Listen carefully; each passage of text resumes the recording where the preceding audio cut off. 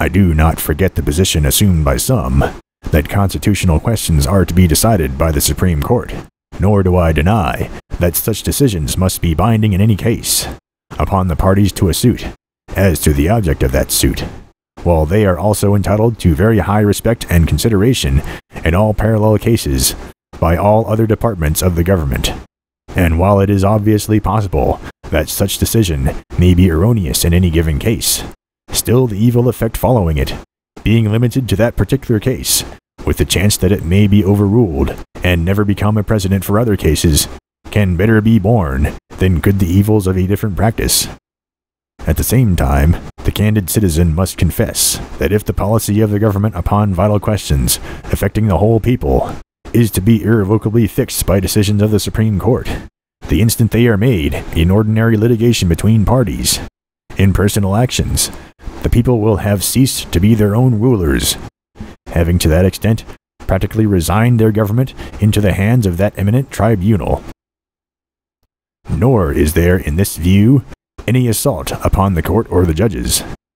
It is a duty from which they may not shrink, to decide cases properly brought before them, and it is no fault of theirs if others seek to turn their decisions to political purposes.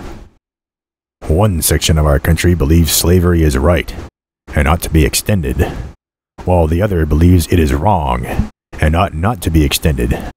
This is the only substantial dispute. The fugitive slave clause of the Constitution and the law for the suppression of the foreign slave trade are each as well enforced, perhaps, as any law can ever be in a community where the moral sense of the people imperfectly supports the law itself. The great body of the people abide by the dry legal obligation in both cases, and a few break over in each. This, I think, cannot be perfectly cured, and it would be worse in both cases after the separation of the sections than before. The foreign slave trade, now imperfectly suppressed, would be ultimately revived without restriction in one section, while fugitive slaves, now only partially surrendered, would not be surrendered at all by the other. Physically speaking, we cannot separate. We cannot remove our respective sections from each other, nor build an impassable wall between them. A husband and wife may be divorced and go out of the presence and beyond the reach of each other, but the different parts of our country cannot do this.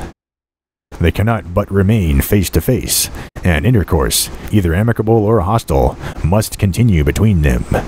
Is it possible, then, to make that intercourse more advantageous or more satisfactory after separation than before?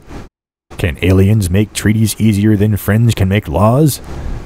Can treaties be more faithfully enforced between aliens than laws can among friends? Suppose you go to war.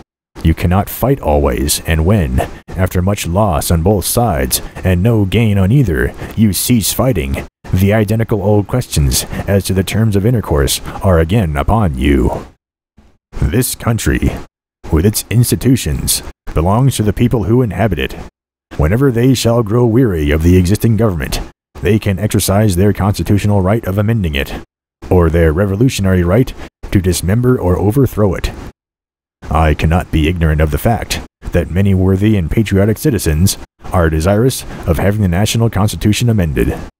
While I make no recommendation of amendments, I fully recognize the rightful authority of the people over the whole subject to be exercised in either of the modes prescribed in the instrument itself, and I should, under existing circumstances, favor rather than oppose a fair opportunity being afforded the people to act upon it. I will venture to add that to me the convention mode seems preferable, in that it allows amendments to originate with the people themselves, instead of only permitting them to take or reject propositions originated by others, not especially chosen for the purpose, and which might not be precisely such as they would wish to either accept or refuse. I understand a proposed amendment to the Constitution, which amendment, however, I have not seen, has passed Congress, to the effect that the federal government shall never interfere with the domestic institutions of the states, including that of persons held to service. To avoid misconstruction of what I have said, I depart from my purpose not to speak of particular amendments, so far as to say that holding such a provision to now be implied constitutional law, I have no objection to its being made express and irrevocable. The The chief magistrate derives all his authority from the people, and they have referred none upon him to fix terms for the separation of the states. The people themselves can do this, if also they choose. But the executive, as such, has nothing to do with it. His duty is to administer the present government as it came to his hands, and to transmit it, unimpaired by him, to his successor. Why should there not be a patient confidence in the ultimate justice of the people? Is there any better or equal hope in the world? In our present differences, is either party without faith of being in the right? If the almighty ruler of nations, with his eternal truth and justice, be on your side of the north, or on yours of the south, that truth and that justice will surely prevail, by the judgment of this great tribunal of the American people.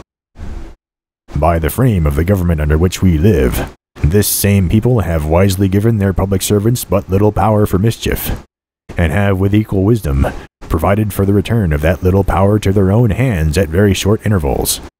While the people retain their virtue and vigilance, no administration, by any extreme of wickedness or folly, can very seriously injure the government in the short space of 4 years.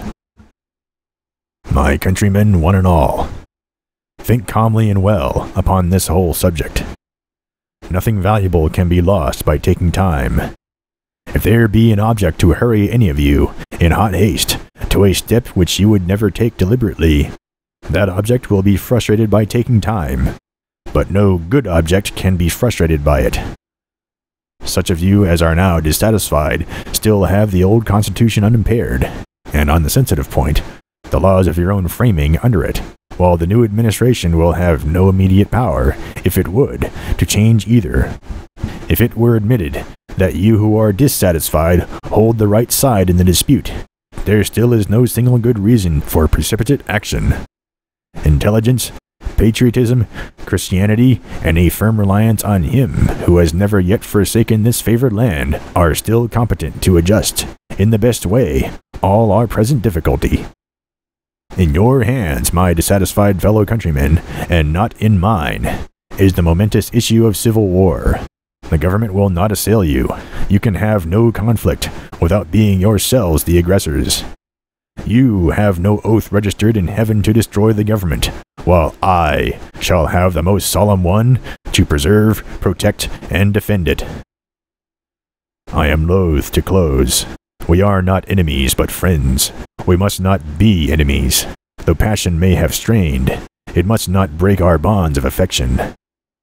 The mystic cords of memory, stretching from every battlefield and patriot grave, to every living heart and hearthstone, all over this broad land, will yet swell the chorus of the Union, when again touched, as surely they will be, by the better angels of our nature.